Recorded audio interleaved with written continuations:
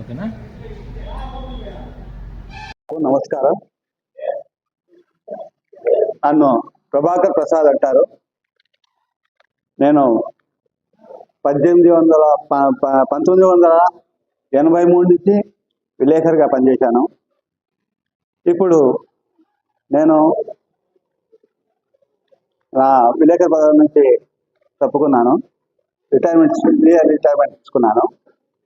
కాగా మాకు పూర్వీకుల నుండి, మా ముత్తాతల నుండి సంక్రమించినటువంటి ఆస్తిపై ఈరోజు పత్రికలో, సాక్షి పత్రికలో ఒక కథనం ప్రచురించబడింది. అయితే ఆ కథనం ప్రకారం ఎవరికి మాకు ఎలాంటి హక్కు లేదు, అది వేరే వాళ్ళ ఏదో ఆస్తి అంటూ ఏదేదో కథనాలు రాశారు.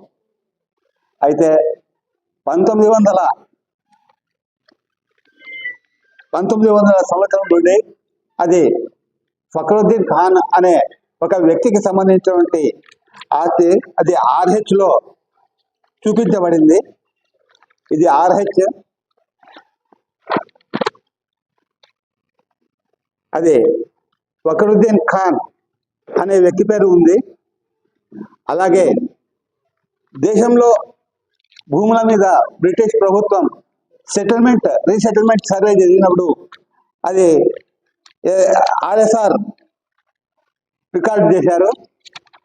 అప్పుడు కూడా అది ఫక్రుద్దీన్ ఖాన్ పేరుతోనే ఉంది. ఈ RSRను ఎప్పటికీ మార్చేయడానికి వీల్లేదు. రీసెటిల్మెంట్ యాక్ట్ ఎప్పుడైతే అమల్లో వచ్చిందో ఆనాడు ఆ ల్యాండ్ మీద ఎవరుంటారో వారి పేరు మాత్రమే ఉంటుంది. దీంట్లో వేరే తర్వాత ఎంటర్ చేయరు. అది చట్టము. ఆ తర్వాత ఈ సర్వే నంబర్ 640 లెటర్ 1 లెటర్ 2 ఈ మొత్తం మీద ఉన్నటువంటి భూమి ఆ తర్వాత 1915లో మా ముత్తాత కనోజీ సీతారామయ్య గారు కొన్నారు. అంతకుముందే ఆ భూమి యొక్క ఓనర్గా ఉన్నటువంటి ఫక్రుద్దీన్ ఖాన్ పలువురికి దాన్ని ఆయకం పెట్టాడు. ఆ ఆయకాలు మొత్తము మా ముత్తాత చెల్లిస్తూ ఆ మొత్తాన్ని అదనంగా అమౌంట్ కూడా ఇచ్చి ఆ కాలానికే అంటే 1915 నాటికే దాన్ని కొని సబ్ రిజిస్ట్రార్ ఆఫీస్లో రిజిస్టర్ కూడా చేయించడం జరిగింది. రిజిస్ట్రార్ ఆఫీస్లో రిజిస్టర్ చేయించినటువంటి పత్రం ఇది.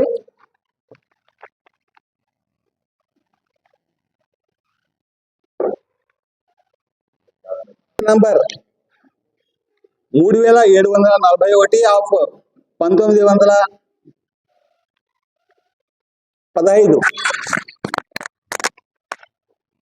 1915లో యొక్క భూమి కొనడం జరిగింది. Document number 1143.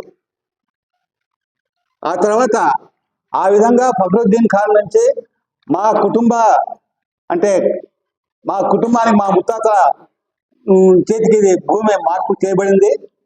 అంటే కనోజీ సీతారామయ్య అనే మా ముత్తాత గారు ఈ యొక్క భూమిని కొన్నారు. ఆ కొన్నప్పటి నుంచి అది మా కుటుంబ ఆస్తిగా మారి అది తరతరాలుగా ఈ రోజుకు 120 సంవత్సరాల పైబడి ఇది మా స్వాధీన అనుభవంలోనే ఉంది. ఆ తర్వాత ఆనాటి నుంచి ఇది కాలక్రమేణా అది అలాగే కొనసాగుతూ వచ్చి ఇప్పుడు మా కుటుంబానికి అంటే నాకు, నా తమ్మునికి, మా చిన్నాయన గారికి అది సంక్రమిస్తూ వచ్చింది. అంటే భాగాలు పెట్టుకుంటా మొత్తం ఆస్తులు కూడా ఇది ఒక ఆస్తి మేము మిగిలించుకున్నాం. మా పూర్వీకుల ఆస్తిగా అది ఈనాటికి మాకు మిగిలింది. దీన్ని ఏదో ఎవరో ముస్లింలు దాన్ని అక్కడ వదిలేసి వెళ్ళిపోయారు అని చెప్పి ఈ యొక్క పత్రికల్లో రాయడం చాలా హాస్యాస్పదంగా ఉంది. అంటే రిజిస్ట్రేషన్ సబ్ రిజిస్ట్రార్ ఆఫీస్ యొక్క రిజిస్ట్రేషన్లను కూడా వారు ఓవర్లుక్ చేశారు. అంటే సమాచారాన్ని దాచిపెట్టి లేని విషయాన్ని బయటకు చెప్పడమా వాళ్ళ ఉద్దేశము? లేకపోతే ఏమిటో అర్థం కాలేదు. కానీ ఈ విధంగా ప్రైవేట్ ఆస్తులను అది దొంగ ఆస్తులుగా చిత్రీకరించడం సమంజసం కాదు. ఇటువంటి ఈ యొక్క ఆస్తుల యొక్క విషయాలపై సాక్షిలో వచ్చినటువంటి వార్తలు అవాస్తవాలని ఈ విధంగా ఈ సందర్భంగా నేను పేర్కొంటున్నాను. ఈ విధంగా తప్పుడు సమాచారాన్ని పేపర్లలో రాయడం ద్వారా సమాజానికి సరైనటువంటి మార్గదర్శకం ఇవ్వడంలో పత్రిక పూర్తిగా విఫలమైందని కూడా చెప్పచ్చు. కాబట్టి ఈ విధంగా తప్పుడు సమాచారం మా కుటుంబం మీద రాసినందుకు ఈ పత్రిక మీద, పత్రికా విలేకరుల మీద నేను పరువు నష్టం దావాన్ని కూడా పోవడానికి సిద్ధంగా ఉన్నాను. క్రిమినల్ చర్యలు తీసుకోవడానికి సిద్ధంగా ఉన్నాను. కాబట్టి ఈ విషయాలను గమనించాల్సిందిగా కోరుతున్నా. పట్టణంలో ఒక విలేకరిగా దాదాపు 40 సంవత్సరాల పైబడి నేను చేసినటువంటి సేవను ప్రజలు గుర్తించే ఉంటారు. అయితే ఒకరి ఆస్తులను అన్యాక్రాంతంగా ఆక్రమించుకోవడం కానీ, ఒకరి ఆస్తులను ఒకరి మీద అనవసరమైనటువంటి దుమ్మెత్తి పోయడం కానీ ఏనాడు మేము చేయలేదు. మా కుటుంబ చరిత్ర కూడా అలాంటిది కాదు. ఏదైనా రాజకీయంగా దురుద్దేశాలను మనసులో పెట్టుకొని ఈ విధమైనటువంటి వార్తలు ప్రచురింపజేయడం, ప్రజల్లోనికి ఇలాంటి తప్పుడు సమాచారాన్ని తీసుకువెళ్ళడం ద్వారా సమాజానికి తప్పుడు సంకేతాలు అందుతాయి. ఈ యొక్క తప్పుడు సంకేతాలను స్వీకరించడం ద్వారా మా కుటుంబం మీద, మా మీద చెడ్డ భావన ఏర్పడుతుంది. కాబట్టి ఇలాంటి చర్యలు మానుకోవాల్సిందిగా ఈ సందర్భంగా నేను పత్రికా యాజమాన్యానికి విజ్ఞప్తి చేస్తున్నాను. ఈ భూమిపై ఇప్పుడు మా తరానికి వచ్చిన తర్వాత, అంటే 3 తరాలు మారి 3వ తరంలో మా చేతికి వచ్చిన తర్వాత మా మధ్య, అంటే మా చిన్నాయన గారికి మాకి మధ్య వచ్చినటువంటి స్పర్ధల కారణంగా ఈ భూమిని పంచుకోవాలనుకున్నాం. కదిరి సబ్ కోర్టులో దావా వేసుకున్నాం. ఆ కోర్టులో ఆ దావా పరిష్కరించబడింది. మేము భాగాలు కూడా పంచుకున్నాం.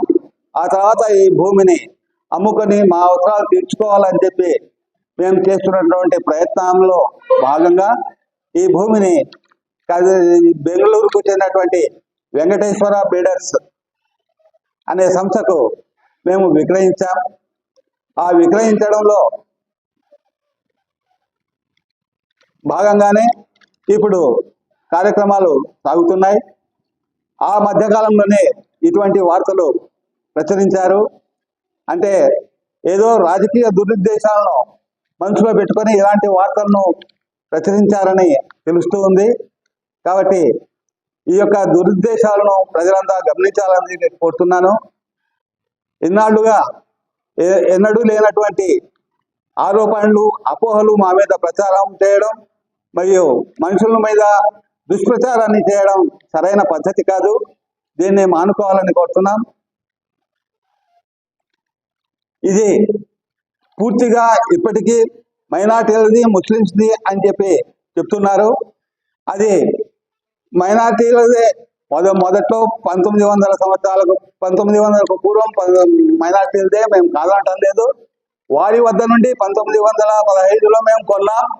అప్పటి నుంచి ఆ భూమి మా అధీనంలోకి వచ్చింది. ఇది కొన్న దానికి సంబంధించినటువంటి సబ్ రిజిస్ట్రార్ ఆఫీస్లో రిజిస్టర్డ్ డాక్యుమెంట్ కూడా మీకు చూపించాం. ఈ విధంగా మైనార్టీల పేరు చెప్పి కదిరి పట్టణంలో మత కలహాల యొక్క విషబీజాలు నాటే ప్రయత్నం కూడా రాజకీయ దురుద్దేశాలతో తెర వెనుక నాటకాలు కొనసాగుతున్నాయనే సమాచారం గ్రహించవలసి ఉంటుంది. కాబట్టి అలాంటి దుశ్చర్యలకు పాల్పడవద్దని కోరుతున్నాం.